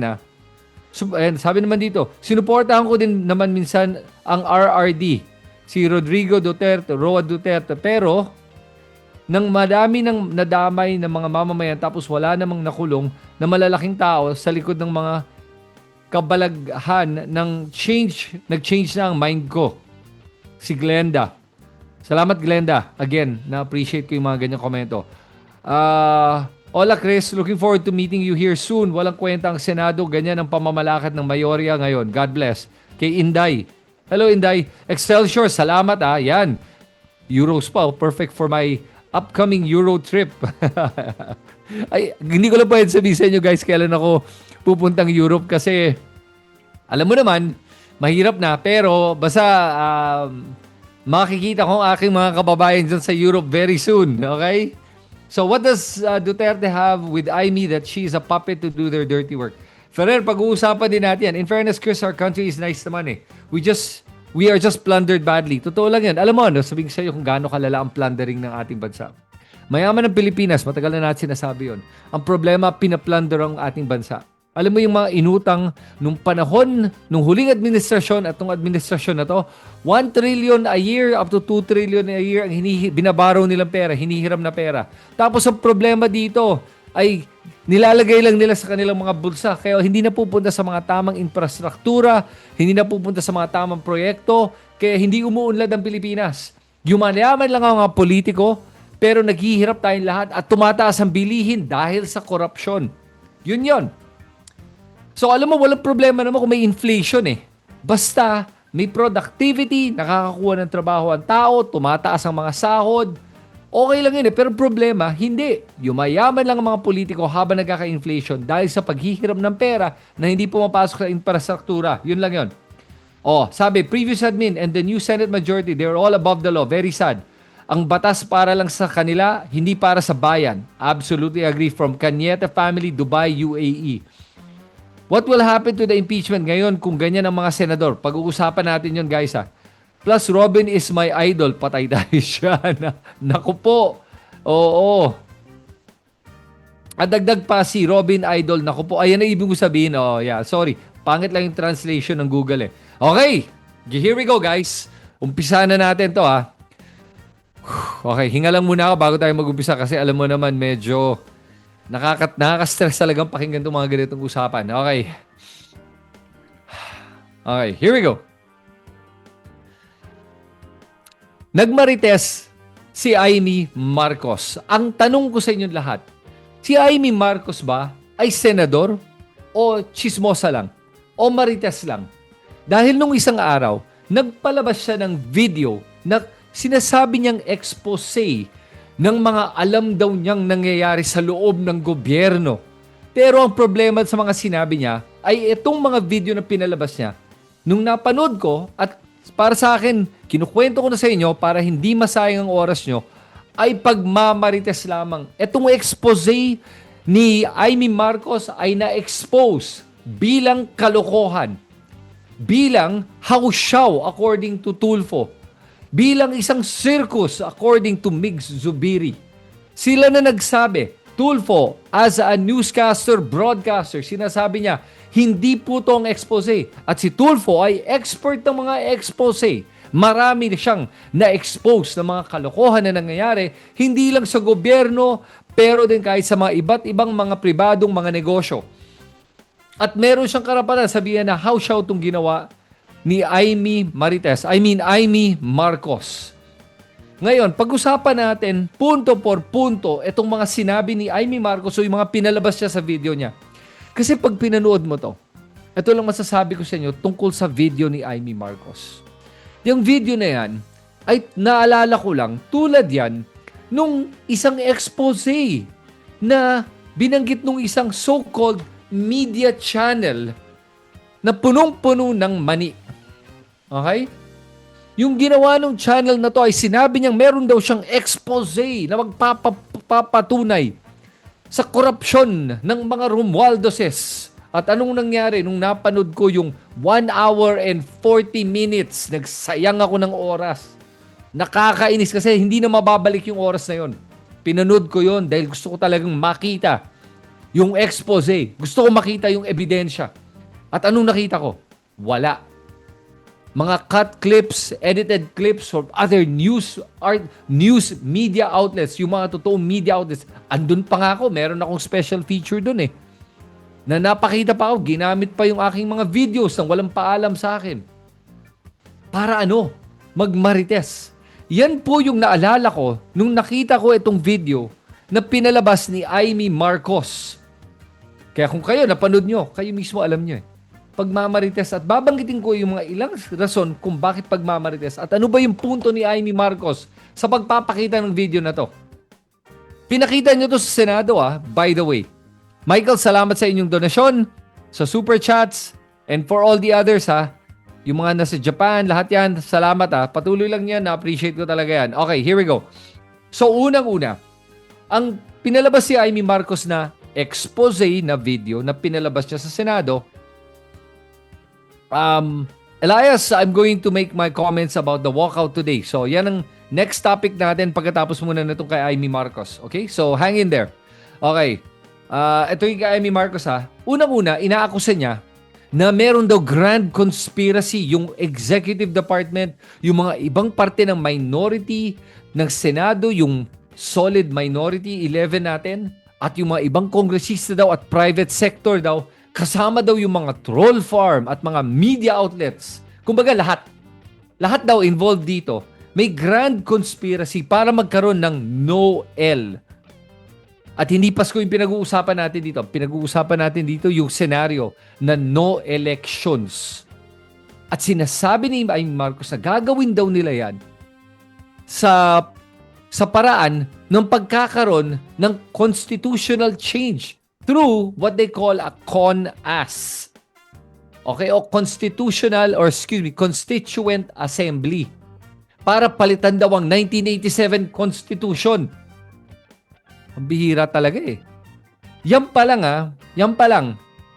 It's so absurd na sumasakit ang ulo ko even talking about it and even dignifying it by having this discussion. Pero kailangan natin ito pag-usapan. Dahil kailangan natin tignan kung ano ba yung katotohanan nito, kung meron bang katotohanan. So dito, pinakita niya si Tito Soto, tapos binanggit niya na nagkaroon daw ng secret meeting ang Malacanang. Kasama daw ang isang kongresista, yung private sector daw. May kasama daw may isang mga impluwensyang mga tao. Tapos, pinag-usapan daw nila dahil ayaw daw nila, manalo lang daw si Sara Duterte. Yun daw ang rason. Kaya ayaw daw nila magka-eleksyon. Pambihira talaga yung mga ganyan, ang mga praning. Para sabihin nyo yan. Tapos itong masama. Sinabi niya meron secret meeting daw. Tapos dinamay niya yung minority na hindi naman sang-ayon sa administrasyon ngayon eh. Hindi nga sila nakikipag-usap sa administrasyon eh. Pero dinamay niya. Tapos sinabi niya, napapalitan daw ang konstitusyon para may term extension daw. All of these accusations, ito ang nakakainis eh. Bakit ang galing nila mag-akusa ng walang pruweba, walang matibay na ebidensya, at ang ebidensya na binabanggit nila ay yung pagmamarites dahil narinig daw nila. Yun lang. Amy Marcos, gusto ko sanang maniwala sa'yo eh. Pero madalas na itong ginagawa mong pag-e-expose. Matagal mo na itong sinusubukan gawin na para kang isang showbiz chismosa. Hindi parang senador. Para kang nagba-blind item na wala namang ebidensya. Yun yung nakakalungkot eh. Senador ka. Binoto ka ng mga supporters mo.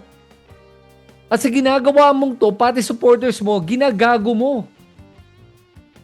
Okay? Hindi ko ipapakita yung video, guys, kasi sayang talaga sa oras natin. Kung gusto nyo mapanood, panoorin nyo. Hindi ko sasayangin oras nyo doon. Pag-uusapan natin lahat ng mga binanggit niyang punto dito. So, yun ang una. Nagsabi siya ng andaming mga akusasyon na wala ni isang pruweba.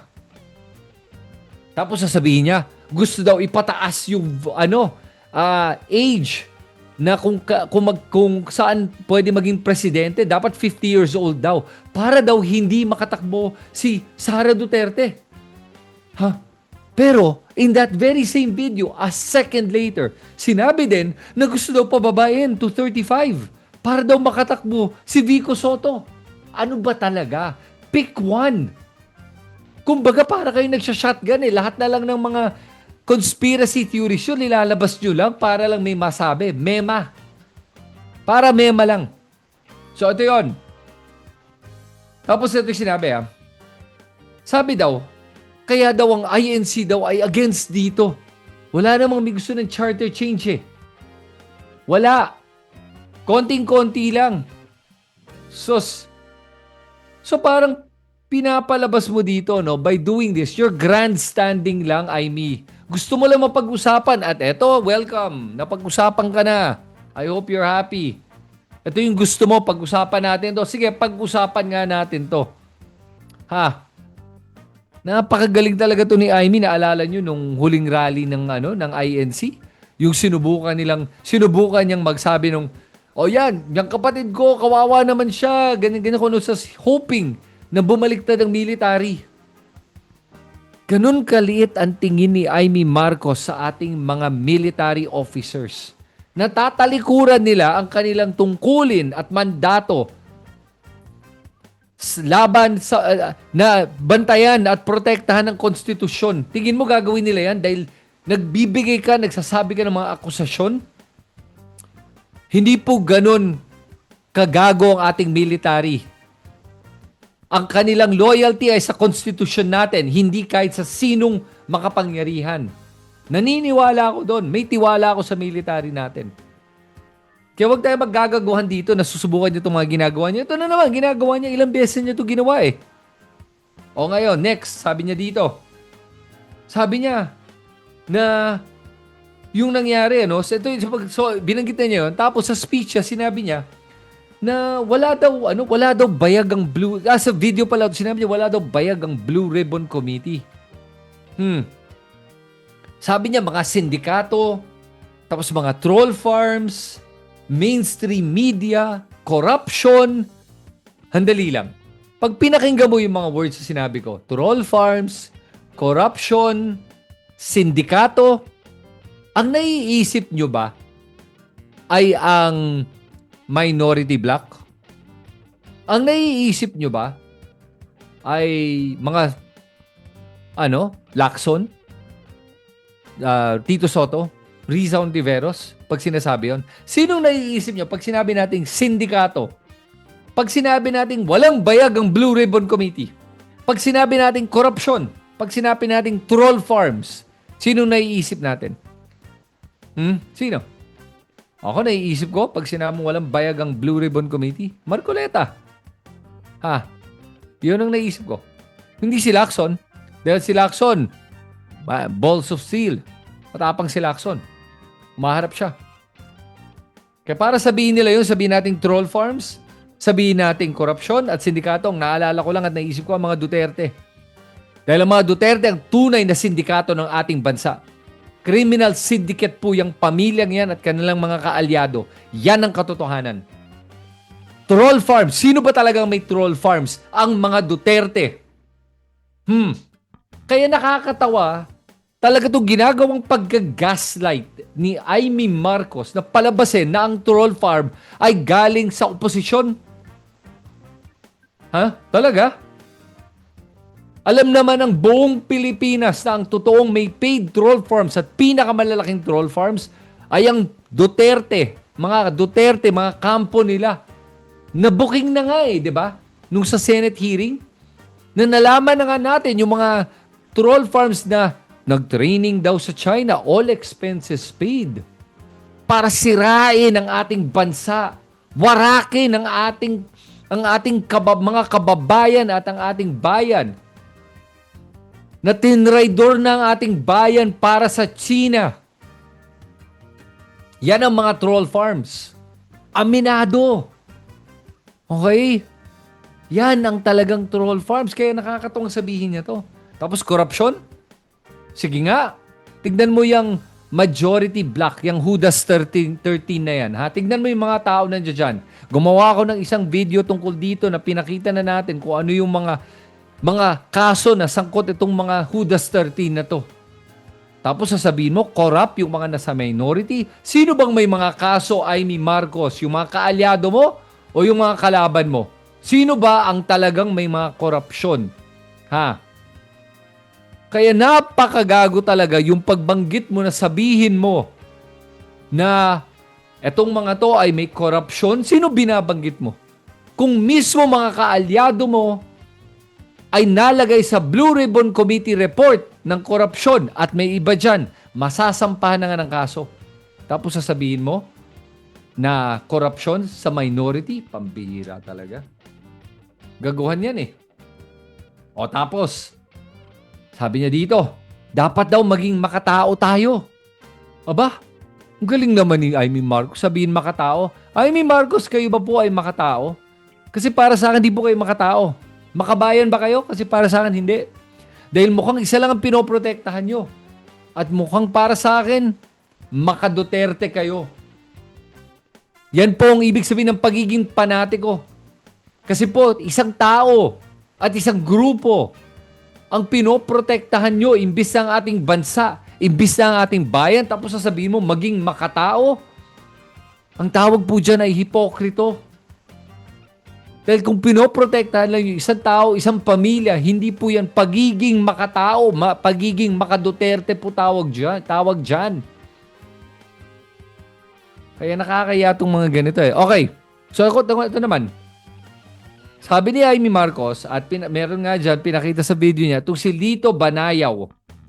Lito Banayaw, sabi niya, siya daw yung nakarinig na to, alam daw niya yan. Tapos sinabi pa ni Lito Banayaw, na pag binanggit daw niya yung pangalan kung sino nagsabi sa kanya, nako, magugulat daw ang taong bayan. Lito Banayaw, kung ganun po, edi sabihin mo na. Di ba? Yun lang yun eh. Banayo. Ano pa pangalan? Lito Banayo. Di ba? Kung may alam siya, di sabihin niya. Oh, bakit tinatago pa niya? Sabihin niya kung alam niya. Di ba? Oh. Alam mo sa akin, kung totoo may ganitong nangyayaring mga kalokohan, edi sabihin niya, bakit niya tinatago? Bakit ayaw niyang bagitin ng pangalan kung naniniwala siyang totoo to, kung alam niya talaga kung anong nangyari? Oh.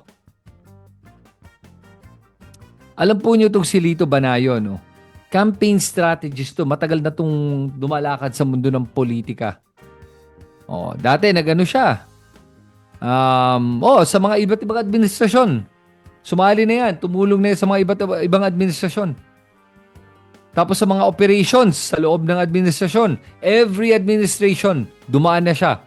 Panahon pa ni Cory, ni Erap, ni Pinoy, ni Duterte. Oh, pero ngayon, may ano na yan eh. Survival politics na yan eh. Ano to, isang tao to na umiikot kahit kanino. Siguro, I don't know kung paano siya umiikot. Depende kung magkano budget siguro. Hindi ko alam kung anong ginagawa niya. Pero, marami siyang political operator to kumbaga. So, yun lang sa akin ha. Siguro marami nga itong alam itong si Lito Banayo. Di kung marami ka pong alam, banggitin mo na. Bakit mo gine-gatekeep? Bakit ayaw mo sabihin? Kung meron talagang gumagawa nito na nagsusubok mag-charter change, okay? Sabihin mong alam mo para, kung isipin mo to okay. Sa mga Judas 13, di kung binanggitan nyo yung pangalan, na-expose nyo, nagpakita kayo ng totoong ebidensya, di maititigil yan. Di ba? Now, pwede pa nga makasuhan. Kasi di ba, pag may mangyaring ganyan, isn't that against the law kung susubukan ng mga ganitong mga pagplano? Ewan ko lang if it's against the law or not. Alright? Pero kung totoo to, kung ito sa akin, kung totoo to, mas magandang bagitin na niya lahat ng alam niya. Unless, natatakot siya na pag binanggit niya yung pangalan tapos wala siyang pruweba, ay baka makakasuhan niya ng libel. Cyber libel. Baka yun ang pwede mangyari. Kaya mahirap yung ganyang pagbabanggit ng walang pruweba. Okay? Kaya para sa akin itong si Amy Marcos, ganito lang yan. Naglabas siya ng mga akusasyon na walang ebidensya. And yan ang tinatawag nating Tatak Duterte. Mahilig magpalabas ng alegasyon na walang ni isang pruweba. At ito ang sasabihin ko tungkol dito. Bakit Tatak Duterte? Sa buong administrasyon ni Duterte, yan ang palagi niyang pinapalabas. Ilang mga akusasyon, peking ebidensya, fabricated evidence. And I'm going to give you examples kung bakit Tatak Duterte itong ginagawa ni Amy Marcos. Unang-una, kay Duterte pa lang, ano yung mga ginawa niyang fabricated evidence? Nung si Trillanes, hinabol niya si Duterte na magpakita ng bank account, magpirma ng waiver. Tapang si Duterte, sabi niya pupunta siya, hindi siya sumipot. Pero anong ginawa niya? Nagpa-presscon. At sa presscon na to, anong ginawa niya? Sabi niya, hawak niya ang bank account number ni Sonny Trillanes na merong lamang milyon-milyon. Nagpapatunay na corrupt si Sonny Trillanes. At anong ginawa ni Trillanes? Pumunta sa bangko, humingi ng bank certification na nagpapatunay na wala siyang account doon. At anong sinagot ni Duterte? Nung nabuking siya na nagsisinungaling, na gumagawa lang ng mga marites, anong sinabi ni Duterte? Joke lang, huli kayo, hinuhuli ko lang kayo, titignan ko lang kung maniniwala kayo. Yan ang Tatak Duterte. Sunod, nagpalabas ng Drug matrix si Duterte. Naalala nyo yun, yung mukhang ginawa ng isang high school student, nakaka-insulto yan sa mga high school student dahil marami akong kilalang high school student na mas magaling pag gumawa ng matrix dyan. Pero ganun kalala. Kumbaga parang failing high school student na matrix yung ginawa nila na sobrang palpak na mismo yung mga anak ni Duterte, shinare nila sa social media itong matrix na kasama pa nga si Jollibee at si McDonald's. Dito sa drug matrix na to, kasama pa si Hidlin Diaz, yung ating gold medalist. Kasama si Gretchen Ho, if I remember correctly. Kasama nga mga iba't ibang mga personalidad na walang kinalaman sa droga. Yan ang panggagago na ginagawa ng mga Duterte Black. Kaya nga ngayon tinatawag nating Tatak Duterte. Nakakahiya, di ba? Nakakahiya nga maging maka-Duterte ngayon eh. Dahil panay panggagago ang ginagawa lang ng mga Duterte. Ngayon, isa pa. Yung kaso na ginawa kay De Lima ay purely fabricated. Inipit nila yung mga iba't ibang mga tao para mag-witness, magsinungaling. Nagpakita sila ng mga peking, mga dokumento, mga testimonya na lahat peke. Inipit nila siguro ang mga judges, tinakot, para lang patagalin ang kaso. Umabot ng 7 years na nakakulong ang isang tao na inosente. Para sirain yung kanilang dignidad, pagkatao, pinagtawanan sa Kongreso, yung huling Kongreso nila. Yan ang makatatak Duterte. Yan ang nakakaya sa kanila. Tapos, pati ang mga kaalyado ni Duterte, tulad ng isang mani na pinagmamalaking neutral na media network, ay nagpalabas ng expose, pinagmalaki pa. Na kala mo may pasabog. Supot naman pala. Yan, Tatak Duterte. At ngayon si Amy Marcos ay nadagdag sa listahan ng mga Tatak Duterte. Okay? Ganun kalala po ang pagpanggagago, pambubudol na ginawa ng mga Duterte sa ating mga kababayan. Ganun kalala na yung huling administrasyon, ang dami sa mga kababayan natin ay nabudol. Hindi na nga nila alam kung anong paniniwalaan at ngayon, nagising na yung karamihan sa ating mga kababayan. At ngayon, nakapag-iisip na tayo ng tama at ngayon, hindi na tayo magpapabudol sa mga ganitong mga tarantadong mga politiko. Okay. So, yon. Kaya ngayon, ano ba si Amy Marcos? Marcos pa ba siya? O Marites? Ano ba si Amy Marcos? Senador o vlogger?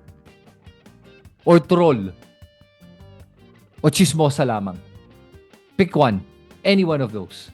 Kasi ganun po si Amy Marcos. Okay. Dahil dito, di umangal ang mga minority senators. Sinabi, i-strike out yan sa records.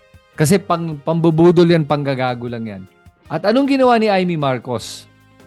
Binawi niya, winidraw niya yung video. Bakit niya winidraw kung malakas talaga ang kanyang ebidensya? Winidraw na niya. Sinabi niya, sige, wag na. Binawi niya kumbaga yung video at binawi niya yon dahil nagawa na niya ang gusto niyang gawin. Maipakita lang at masabi lang yung kailangan sabihin na may nangyayaring ganito kahit walang ebidensya. Yun lang naman ang gusto niya mangyari eh. Yan po ang Tatak Duterte. Ginawa na nila yan ilang beses na. Yung ipapakita lang ang isang bagay o pag-uusapan tapos biglang mawawala. Kailan nila ginawa to? The 18 Marites. Yun pa. The 18 Marites. Asa na sila ngayon? Nagbanggit sila ng ang dami-daming mga akusasyon pero ni isang ebidensya na nagpapatunay sa kanilang mga akusasyon ay wala. Na nakatanggap daw si De Lima, nakatanggap daw si Kabataan Party List, nakatanggap daw si Chel Diokno, at kung sino-sino pa. Si Jinky Luistro. Pero walang ni isang ebidensya silang pinakita. Yan ang sinasabi kong pagmamarites. So nagawa na nila to ilang beses na eh. Pati din kay Orly Gutesa ganun din. Pumunta sa Senado, tapos yung pinapabalik, hindi na bumabalik, ayaw bumalik. Kasi yun lang naman ang gusto nilang gawin. Naintindihan mo na yung MO, yung modus operandi nila. Sasabihin nila para mailabas na walang ebidensya. Tapos, para kayo, tayong lahat ay magdalawang isip. Ngayon na pababalikin, ano nangyari? Wala. Yan ang problema dito sa mga ganitong katarantaduhan. So ngayon, nakaraan na itong araw na to. Ngayong araw naman, ano nangyari? Ngayong araw naman, itong si Marcoleta ay sinubukan na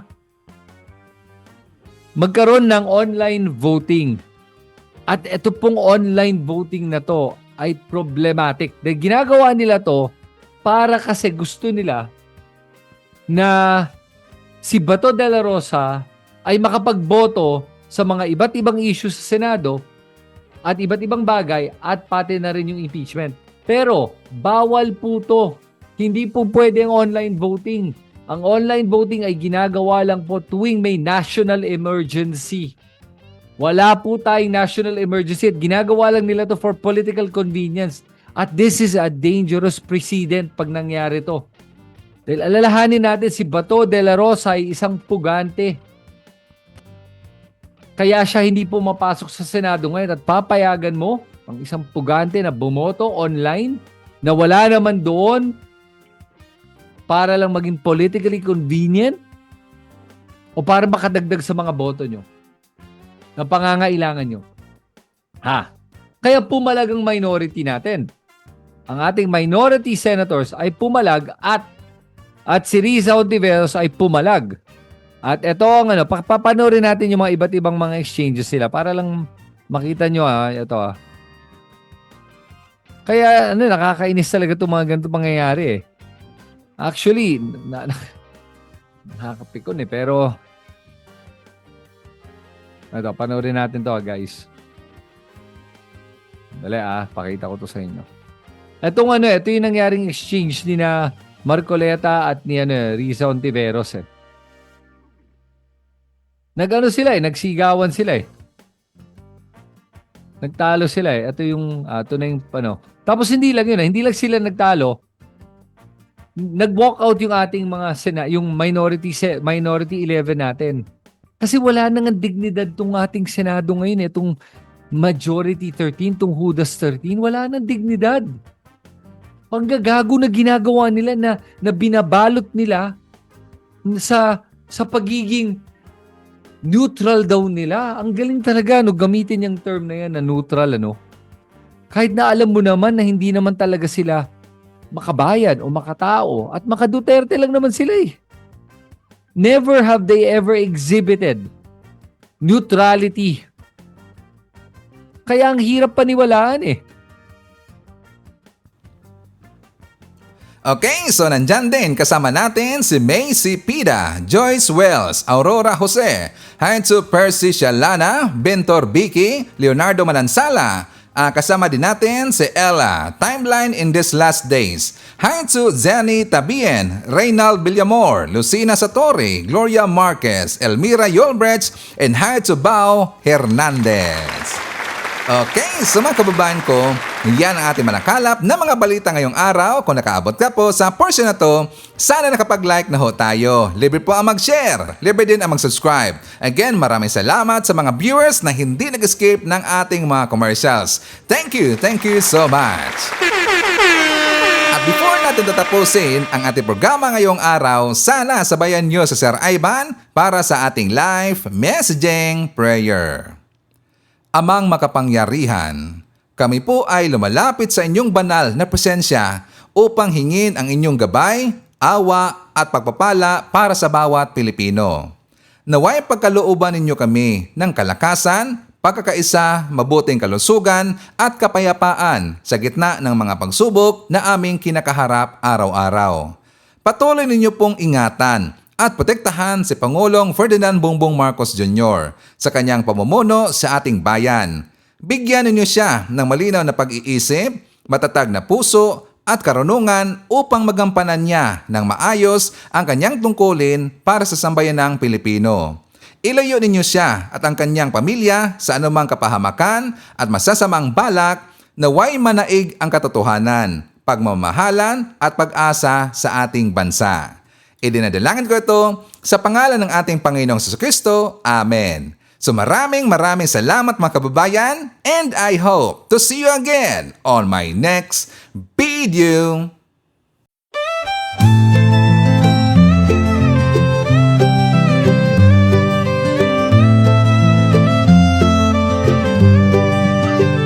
Sa bawat pagsikat ng araw, ikaw ay nandyan. Tinig mong matatag, sa amin ay gabay. Pag-asa ng bayan, pangakong totoo.